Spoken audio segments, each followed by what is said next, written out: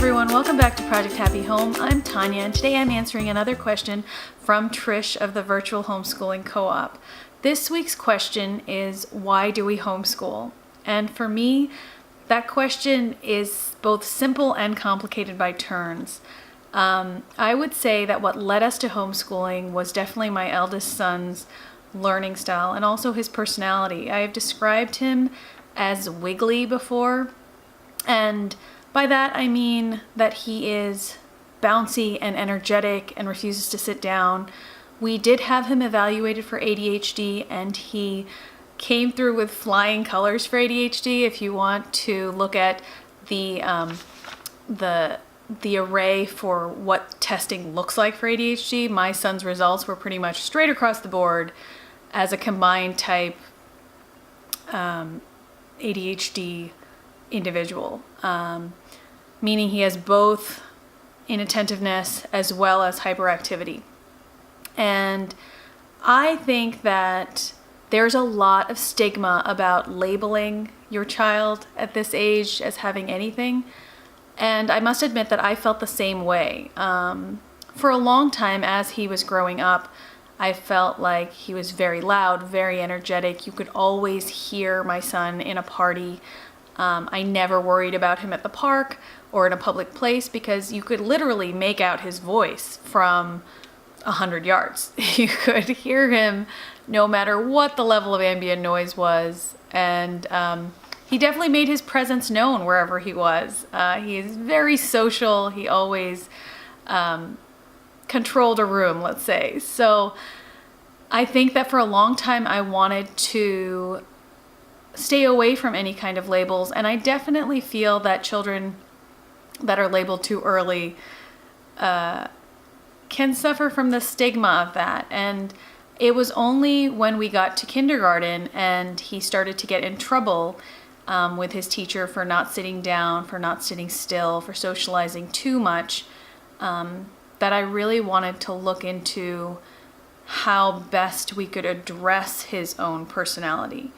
I think we are all on some spectrum of personality, and I think that viewing ADHD as a personality type as opposed to a medical disability is helpful to me as a mother and to us as a family raising my son. When my son's kindergarten teacher started to send him home with the orange and yellow warning stickers, and we talked to her, it seemed as though my son could not sit still in class. He would refuse to sit in the chair. He wanted to sit on the floor and lay his head on the seat. He would not listen to instruction about staying silent during the teacher's instruction time. He always wanted to talk to his friends. He would respond to her reprimands with a very cheerful attitude and all the goodwill in the world, with a true intent to listen and simply be unable to, because she would reprimand him, and within a minute or 10 seconds, he would then once again be talking or moving. And at that point, she had moved him from table to table to sit next to more and more quiet children. But basically his gregarious attitude and outgoing personality would just make them talk. So on the one hand, he was very good for all the shy and quiet children in the classroom because he brought them out of his shell, which I think is a great strength of children with ADHD. I think it was disruptive to a traditional classroom environment, to say the least. And at this point, when his disciplinary issues started to interfere with his ability to complete his assignments and interfere with his classmates' ability to complete theirs, I took him in to be evaluated by a psychologist. We did a 4-hour comprehensive evaluation where they do physical tests and computer tests and personality evaluations, and he definitely came out as having a combined type ADHD, which is to say inattentive and hyperactive, which I could have told you myself because at that point I had been doing some intensive research, and I think that he pretty much exhibited quite a few tendencies of ADHD. I'll do another video on things that I've found that help him and how we work through certain behavioral issues as well as academic issues that are related to ADHD. But right now, I'll just say that it was definitely the impetus for me to look into homeschooling in a serious fashion. I wanted to encourage his love of learning, and all of this disciplinary reprimanding in school had definitely made his enthusiasm for learning and his enthusiasm for school start to wane, which worried me a bit because I have loved school all my life, and I think there's nothing finer than to be able to learn things and grow by learning about the world around you. So I definitely didn't want to see that enthusiasm, that light in him diminish. And I also didn't want him to start to feel like there was something wrong with him. Because, for example, there was one thing they do in school that broke my heart. They give little, or at least his teacher would give check marks or for each good day, where they had never gotten in trouble. And only if you had a check mark for each day, I believe, would you get a treasure box gift on Friday. And my son never got treasure box at all, ever. Even on the days when he would come home with a green tag saying he had been mostly good. I don't think he was ever perfect enough to get that check mark. And it just broke my heart. I could tell that it bothered him. It probably bothered me more, honestly. I think that any kind of system that teaches one child that they are not as good as another because of something they are unable to do, or because of their own personality, or because of their own love of people and talking and moving and learning, I was uninterested in that. And I was a public school teacher myself for a couple of years. I have great respect for teachers. I thought his teacher was a very nice woman. I don't think that the public schooling system is well suited to addressing the needs and behavioral and personality characteristics of a child with ADHD. I firmly believe it's a personality type. I don't think it's something to fix. I think it's something to adjust for and to something to accommodate as best you can as their children so that they can develop into the best, most authentic versions of themselves. I think it can be a great strength. The way my son focuses on things, the rapidity with which he picks up new concepts, the ease with which he goes into new social situations, I think those are all part and parcel of ADHD, and I think that's lovely, and I'm sure a lot of us more retiring, quiet souls would wish for some of that. So I don't think of it as a negative to label him in any way, and I try to emphasize to him that it comes with a lot of wonderful things and a lot of a little bit more challenging things that he has to work on. For example, remembering that I told him to pick up his toys, or remembering to put away his toothbrush, or remembering to put his clothes in the hamper, which all seems to be minor things in the long run compared to his ability to make friends and his ability to focus on a puzzle and finish it in a minute, and his ability to go into any room and be comfortable and to be genuinely interested in people and what they're doing.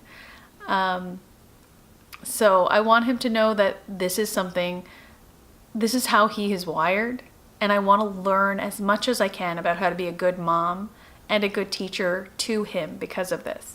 So for us, homeschooling has allowed us the ability to avoid a lot of the struggles that are inherent in parenting a child with ADHD, to avoid a lot of the struggles a teacher might have in a public schooling system or a private schooling system in dealing with a child with ADHD.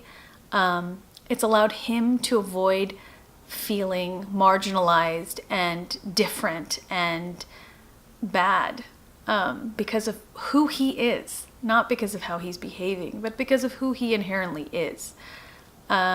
For example, I think one of the most stressful things for a lot of parents in the mornings is that mad morning dash to get people to school. And I know that I dislike it very much. I would say that at least 70% of my morning meltdowns as a parent happened in the morning, my daily meltdowns. There's something about that time where no one is doing anything fast enough to please you, and they have a natural tendency to linger over things. And I think as a parent getting children ready for school, you lose that grace. You lose that ability to see that they're a child enjoying their breakfast. They're a child whose attention has been caught by that bug wandering across the garage floor. They're a child doing normal childlike things, and you are just saying over and over, hurry up, hurry up, hurry up. We have to make that bus. We have to make that, drop-off line. Otherwise, we get that irritated letter from the school. I think that we got a letter warning us of truancy because we had over 10 morning tardies. And I'm talking like 5 minutes late to school, making it at 8 o'clock as opposed to 7:55 in the morning. And that definitely irked me. I thought to myself, really? Really? This is truancy? And I just was not interested in being regulated by a public schooling system that had no knowledge of me or my family or our needs. And I was unwilling to become an irate mother or to rob my children of another 20 minutes of sleep just so that we could get there on time. Honestly, I just was unwilling to do it. And I will say that since homeschooling, I have become a much better mother in the mornings. I wake my children up gently. I sing to them. I give each of them a 10-second hug, which is a short amount of time, but time that you probably don't have when you're trying to rush your kids to school on time. If they have a bad dream, we sit there and talk about it. If they want to hear another song, I sing them another song. If we want to brush our teeth twice, we do that. And it's fine. It really is. It's time that I'll never get back and time that I really enjoy. You could say in one way that it's indulging my children, and I agree. And I think that it is my good fortune that I'm homeschooling, that I get to do that at this age. And they are so much more cheerful for it. And our mornings have been transformed simply by me not having to rush them. There is time enough to rush through your mornings. There's time enough to be an adult. And right now they are small. They are just 7 and 3 and just 2. And I don't think that the phrase hurry up needs to be said to them just yet. Apart from the morning rush, I would say that I enjoy not having to pack lunches frantically in the morning. I enjoy being able to let them learn how to tie their shoes at their leisure.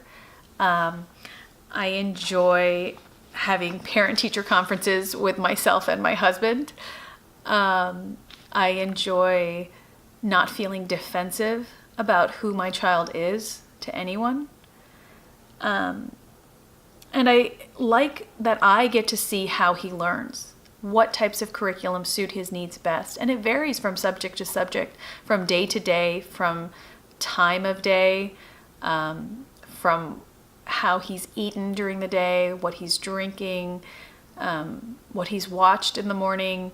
Like, there are a myriad of little things that affect his mood, and I get to watch them, and I get to see how best I can arrange his life so that he is happiest. Because surely we want to make our children the happiest they can be while they're learning and growing. And I also get to give him a lot of free time. And we get to do creative things that I think is being taken away from public schools, including art and music and random free time where he gets to decide what he's going to do on his own. I think being bored is a great thing. Every now and then I have quiet time where he gets to do something quietly and I get to do something quietly, and he is responsible for entertaining himself. There isn't a set activity as there is in school. There isn't that 20-minute recess block. If he's captivated by something and he needs an extra 5 minutes, I ask him, would you like an extra 5 minutes before we get restarted with math? Sure. That's easy for me to do. It allows him to complete his thoughts and then return with a much better frame of mind to work. I can move at his own pace through curriculum. I know that during kindergarten he was extraordinarily bored by quite a lot, and if he understands something, we move straight on through it. Technically, he's in first grade right now, but I do second grade language arts with him and second grade math, and I do a lot of review of the first grade things intermittently, but we don't have to focus on it because he's beyond that, so it's not a problem. I can also understand his own rhythm and craft a rhythm for our family that works best for each of my children. And I think that's really important. I think it's not only important to look at your child's rhythm, but your own, yourself, your husband, your babies, if you have them, your toddlers, and craft a life that reflects your family's values. And that's something that I can do much better here. In closing, I'll just relay a very small story that to you guys might seem insignificant, but to me was probably the final straw that broke the camel's back in terms of public education and homeschool. I love making wishes whenever we go past railroad tracks or see a dandelion. I never fail to send my children to pick one and to blow off the seeds and make their wish. I think wishes are wonderful, and you should take the opportunity you can to believe in that little spark of magic. And I one day found a patch of dandelions in our yard, and I sent them. I was like, everyone go get a wish. And my son said, no, his teacher told him that he's not allowed to pick dandelions and to blow them because it spreads weeds. And I thought to myself, one, quell this rising wave of anger, and two, how can I send my child somewhere where these fundamental core values of mine are not respected, and could be taken away from my child? And so I said, we make wishes in this family whenever we can, however we can. We wish for the happiness of ourselves and our families and our friends and those who have less than us, and we wish for that. We wish for a game, we wish for a happy day, we wish to see rainbows, we wish to go to Disney World, we wish. And spreading the seeds of dandelions doesn't spread weeds, it spreads the seeds of a beautiful flower that makes more wishes. So that was my straw, was the dandelions, and I really could not bear it. I could not bear that anyone would take away a wish, an opportunity to wish from my child. So yeah, that's our story of why we homeschool. And so far, I've got to say, I've been very, very blessed by it. I have the opportunity throughout a day to see my child do so many wonderful things, and I have the opportunity to praise him so much more than I ever had before, and to enjoy him and to admire him, and not simply to reprimand him and to say hurry up and pick up your things and get ready for bed and go take a shower and all of those things that are compressed into the hours between picking up your child from school and putting them to bed again. So I feel very fortunate. And that's the story of why we homeschool. I'm sorry if it was a little bit long, but I wanted to be honest. So thank you guys so much for listening. If you like this video, please hit the like button down below and subscribe. As always, I hope you have a wonderful day. Thanks so much.